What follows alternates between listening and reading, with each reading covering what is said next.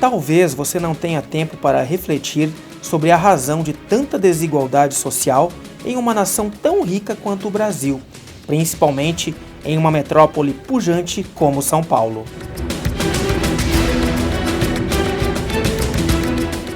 Talvez você até atribua tanta pobreza, intolerância, racismo e exclusão na metrópole mais próspera do país à má sorte ou à índole em geral do povo brasileiro. Mas acredite, na história não existe acaso ou um determinismo que tenha levado naturalmente a esse quadro.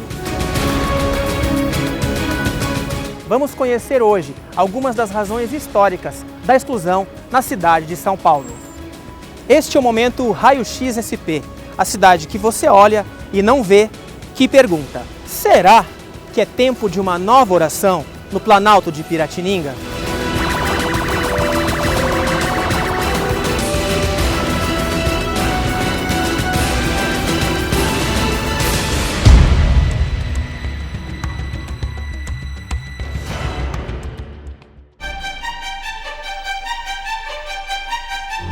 Muito certamente, no ano de 1554, por ocasião da célebre missa no pátio do colégio, ministrada pelos padres Manuel da Nóbrega e José de Anchieta, ninguém poderia imaginar que ali nascia uma das mais pujantes aglomerações humanas do mundo contemporâneo. Da mesma forma, não parece concebível afirmar hoje em dia, em meio a esse mar de prédios, que vivemos em uma espécie de não-cidade, no sentido de não uso dos espaços públicos para o devido exercício da cidadania.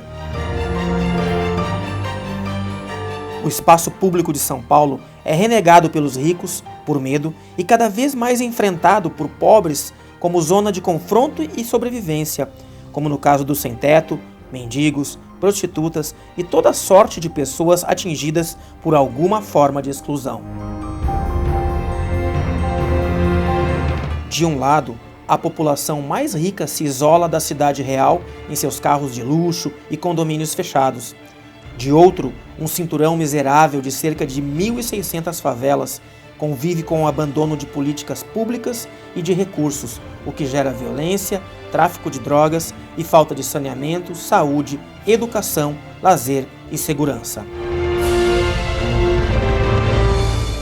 A nós cabe perguntar: que cidade é essa na qual se experimenta muito pouco de cidadania de fato?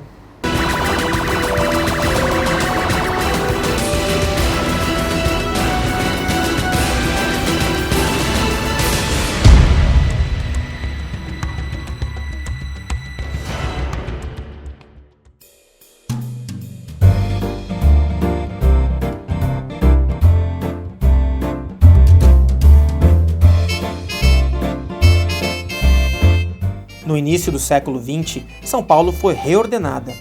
Uma elite econômica branca e masculina, a fim de impor um modelo de progresso, técnica e razão, promoveu o alargamento de avenidas, a expulsão de pobres e negros das áreas que viriam a ser consideradas nobres e implantou uma política de branqueamento da população, com base em programas de eugenia.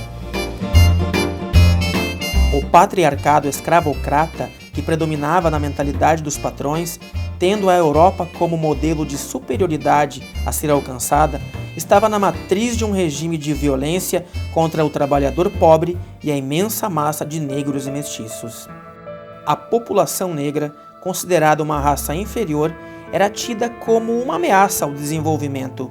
Assim, apesar da abolição da escravatura ter se dado em 1888, essa população foi apartada dos processos produtivos, sociais e políticos, sendo relegada a uma situação de marginalização socioeconômica e urbana. A mulher deveria ser casta e uma boa mãe e dona de casa, a fim de procriar e educar bons cidadãos, de preferência brancos.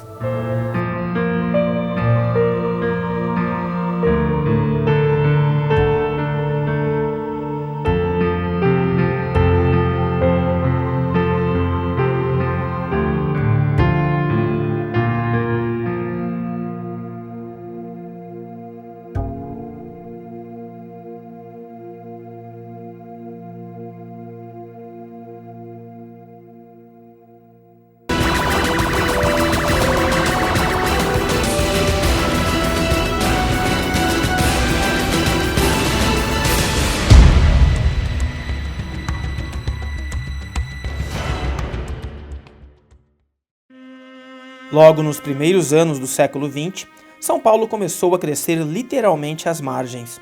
Incapaz de comprar um terreno ou uma casa, ou ainda sem condições para alugar um imóvel, a população de excluídos se viu obrigada a viver na ilegalidade.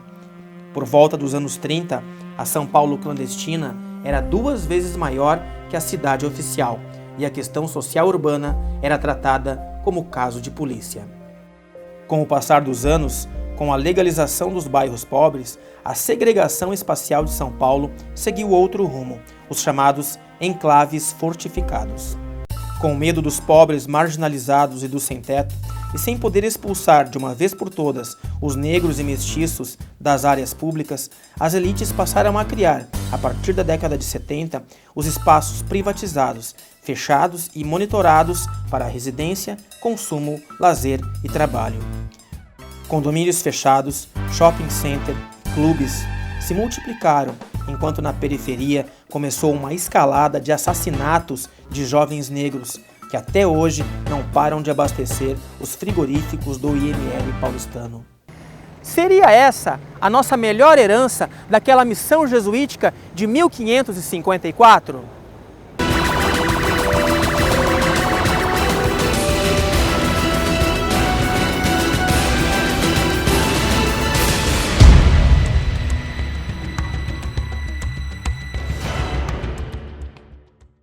A elite enriquecida da cafeicultura entre os anos 1890 e 1920 promoveu uma reforma urbanística. Ruas, praças, becos, igrejas e cortiços desapareceram ou foram remodelados, especialmente na gestão do prefeito Antônio da Silva Prado, que foi de 1899 a 1911.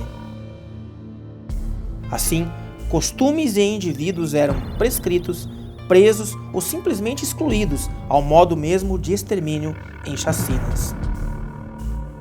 Diagnosticados pela medicina da época como membros de uma raça dada ao ócio, vício, malandragem e indisciplina, os negros e mestiços foram excluídos das melhorias urbanísticas, sociais e culturais de São Paulo, sendo empurrados por força de polícia para lugares distantes dos melhores bairros. Dentro da política de eugenia, a chegada dos imigrantes europeus, vista pelas elites como positiva no sentido de purificar o Brasil, foi um fator agravante para a condição subalternizada dos negros. Os italianos recém-chegados recebiam as vagas nas indústrias que estavam sendo criadas.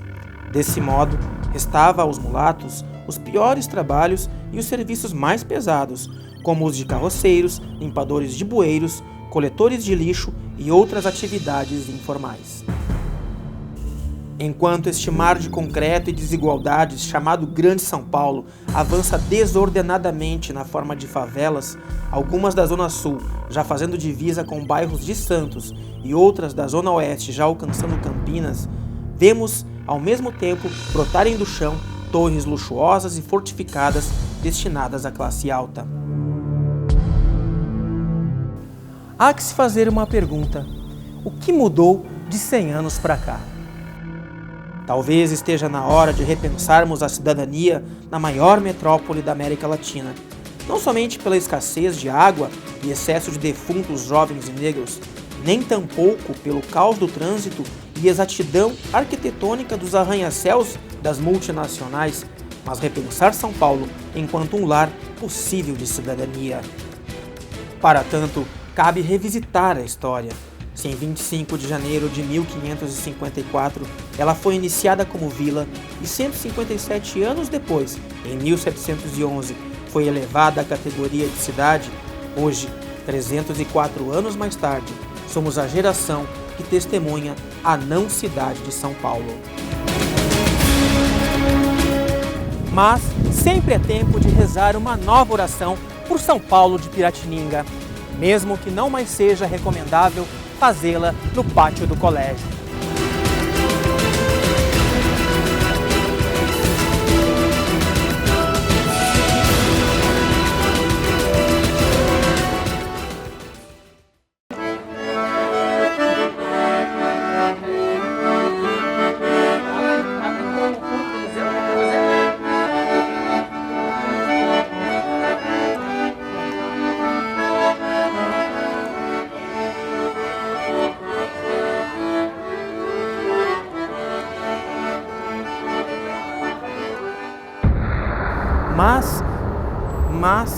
Mas... Óbvio, né? O que mudou de 100 anos para cá? Eu termino como padre sempre, né?